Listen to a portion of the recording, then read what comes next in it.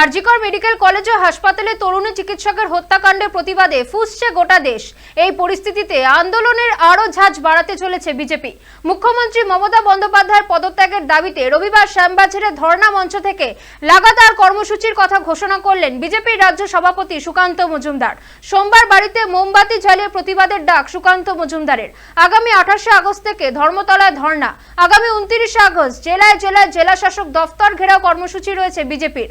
আগামী 2রা সেপ্টেম্বর রাজ্যের প্রত্যেকটি ব্লকে বিজেপি কর্মীদের একদিনের অবস্থান বিক্ষোভ কর্মসূচি। আপনার রাতের ঘুম যেভাবে কেড়ে নিয়েছে, আরো অনেক দিন আপনি রাত্রে ঘুমোতে পারবেন না। সেই দিন আসছে, তৈরি হন, মানুষ তৈরি হচ্ছে। আমরা 28 তারিখ থেকে আমরা আবার আমাদের ধর্ণা শুরু করব এবং সেটা ধর্মতলাতে আমরা আমাদের এই ধর্ণা শুরু করব এবং এই ধর্ণা আগামী দিনেও জারি থাকবে। আমরা পুলিশের কাছে আবেদন করেছি এই ধর্ণা চালিয়ে যাওয়ার জন্য। পুলিশ যদি পারমিশন না দেয় তাহলে কোর্টে যাব, কোনো অসুবিধা নেই, কোর্টের পথ খোলা আছে। আমাদের রাজ্যে অদ্ভুত একটা জিনিস আছে, তার নাম হচ্ছে মহিলা কমিশন। নাম তো শুনেছেন মনে হয়।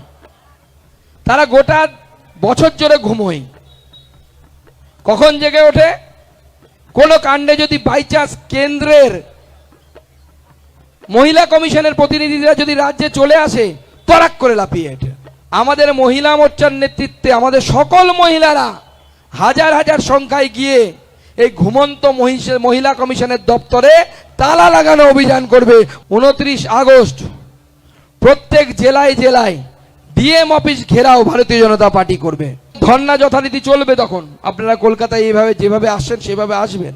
2রা সেপ্টেম্বর, 2nd সেপ্টেম্বর রাজ্যের যতগুলি ব্লক আছে প্রত্যেকটি ব্লকে আমাদের ভারতীয় জনতা পার্টির যারা কর্মী আছে তারা একদিনের সকাল 11টা থেকে সন্ধ্যে পর্যন্ত একদিন ঠিক এরকম অবস্থান কর্মসূচি করবে। 4ঠা সেপ্টেম্বর 11টা থেকে 12টা, সেই দিন গোটা পশ্চিমবঙ্গ স্তব্ধ হয়ে যাবে। প্রত্যেকটি মণ্ডলে ভারতীয় জনতা পার্টি এই 1 ঘন্টার জন্য 11টা থেকে 12টা পর্যন্ত রাস্তা অবরোধ করবে।